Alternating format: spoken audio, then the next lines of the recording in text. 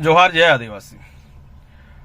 હસદેવમાં જે થયું તે તમામ લોકોએ જોયું કે કઈ રીતે હસદેવનું જે જંગલ છે તે કાપી નાખવામાં આવ્યું અને એના કારણે પર્યાવરણને, વન્યજીવોને અને ત્યાં જે વસતા આદિવાસીઓ છે તેમને ખૂબ મોટા પ્રમાણમાં નુકસાન થયું। હવે આ જંગલ શા માટે કાપવામાં આવ્યું? તો એના પેટાળમાં કોલસો છે અને કોલસો કાઢવા માટે આ જે જંગલ છે તે કાપવામાં આવ્યું અને આ કોલસો કાઢવાનો કોન્ટ્રાક્ટ કોને આપવામાં આવ્યો છે? તો વડાપ્રધાનના ઉદ્યોગપતિ મિત્ર ગૌતમ અદાણીને। આ તો એવી ઘટનાઓ છે તે આપણી આંખ સામે થાય છે અને આપણને ખબર પડે છે કે ઉદ્યોગપતિઓ માટે જંગલો પણ હવે ફાળવી દેવામાં આવ્યા છે અને જંગલોની જમીન પણ એમને આપવામાં આવી રહી છે। સમગ્ર દેશમાં આ પ્રકારની ઘટનાઓ બની રહી છે। જો કે આ બધું અંદરખાને થતું હોય છે, સરકારની અલગ અલગ કાયદાઓમાં ફેરબદલી કરીને આ બધી પોલિસીઓ હોય છે અને એના કારણે જે ઉદ્યોગપતિ મિત્રો છે એને ફાયદો થાય છે। જ્યારે હાલમાં ઇલેક્ટ્રોલ બોન્ડ પર જે પ્રતિબંધ મૂકવામાં આવ્યો હતો તેમાં જે ફંડ આપવામાં આવ્યું છે તો તેમાં જે ચોંકાવનારા આંકડા આવ્યા છે તેમાં સૌથી વધુ ફંડ જો મળ્યું હોય તો એ હાલમાં જે સત્તામાં છે ભાજપ તેને મળ્યું છે। જે ટોટલ ઇલેક્ટ્રોલ બોન્ડ છે એના 60% જેટલું જે ફંડ છે એ ભાજપને મળ્યું છે અને આપણે સૌ જાણીએ છીએ કે ફંડ કોણે આપ્યું હશે। કોઈ ગરીબ ખેડૂત, ગરીબ આદિવાસી કે મધ્યમ વર્ગના લોકો તો એમને ફંડ ન જ આપી શકે। આટલો મોટા પ્રમાણમાં ફંડ આપવું હોય એટલે એના માટે ઉદ્યોગપતિઓ જ આપી શકે, બીજું કોઈ નહીં।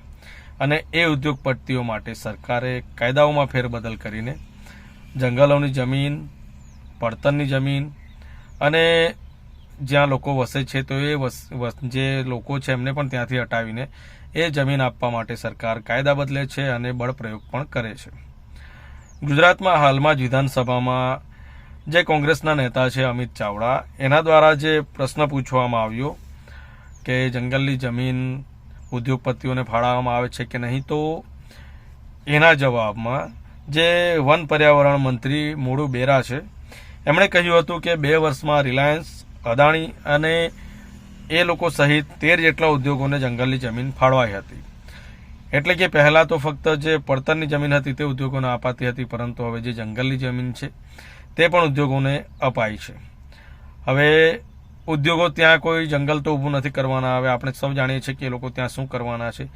એ લોકો ત્યાંનું જે જંગલ છે તે હટાવીને ત્યાં ઉદ્યોગો સ્થાપશે, એટલે એના કારણે પર્યાવરણને, માનવ જીવનને, જીવસૃષ્ટિને, ત્યાં વસતા આદિવાસીઓ સૌને મોટા પ્રમાણમાં વિસ્થાપનનો સામનો કરવો પડશે। આગળ મોરુ બેરાએ કહ્યું કે આ પેટે ઉદ્યોગ ગૃહો પાસેથી વર્ષ 2022માં 84.07 લાખ અને વર્ષ 2023માં 17.67 કરોડ મળીને કુલ 18.51 કરોડ નિયમ પ્રમાણે વસૂલવામાં આવ્યા છે। એટલે કે 18 કરોડ રૂપિયા નિયમ પ્રમાણે વસૂલવામાં આવ્યા છે એવું વન પર્યાવરણ મંત્રી મોરુ બેરાએ કહ્યું છે। આ તો જે સરકાર ઉઘરાણી કરે તે, પરંતુ પાર્ટીને જે ફંડ જતું હોય તે તો અલગ હશે અને એના કારણે જ આ જે ઉદ્યોગો છે એમના પર સરકાર એટલી મહેરબાન હોય છે કે જ્યાં ગરીબો વસે છે, જેના કારણે પર્યાવરણ સુરક્ષિત છે, એવા જંગલોને ઉજાડતા પહેલાં પણ સરકાર નથી વિચારતી। એટલે આપણે વિચારવાનું રહ્યું કે ખરેખર શું સરકારે લોકોના સમર્થનમાં છે કે પછી ઉદ્યોગપતિઓના સમર્થનમાં છે। પોતાનો ઉદ્યોગપતિ મિત્રો માટે જંગલોને બરબાદ કરવામાં આવી રહ્યા છે। હસદેવનું તમે તાજું ઉદાહરણ જોઈ શકો છો। કેટલું મોટું જંગલ ઉજાડવામાં આવ્યું છે, કેટલાય હજારોની સંખ્યામાં ઝાડો કાપી નાખવામાં આવ્યા અને હજુ પણ દેશના જે અલગ અલગ વિસ્તાર છે ત્યાં ખનિજ કાઢવા માટે આડકતરી રીતે કાયદાઓમાં ફેરબદલ કરવામાં આવ્યો છે। આદિવાસીઓની જે ગ્રામસભાની સત્તા છે તે છીનવવાના પ્રયત્નો થઈ રહ્યા છે। એટલે આ પ્રકારે જંગલ ઉજાડીને તમામ રીતે સરકાર પોતાના ઉદ્યોગપતિ મિત્રોનો ફાયદો અપાવવા માટે પર્યાવરણને ખૂબ મોટા પાયે નુકસાન કરી રહી છે। વન્યજીવો અને જે આદિવાસીઓ છે તેમનું વિસ્થાપન કરી રહી છે। તો માહિતી સારી લાગી હોય તો વિડીયો શેર જરૂર કરજો, ચેનલ સબસ્ક્રાઈબ કરવાનું બાકી હોય કરી લેજો। મળીશું બીજા વિડીયોમાં। જોહાર, જય આદિવાસી।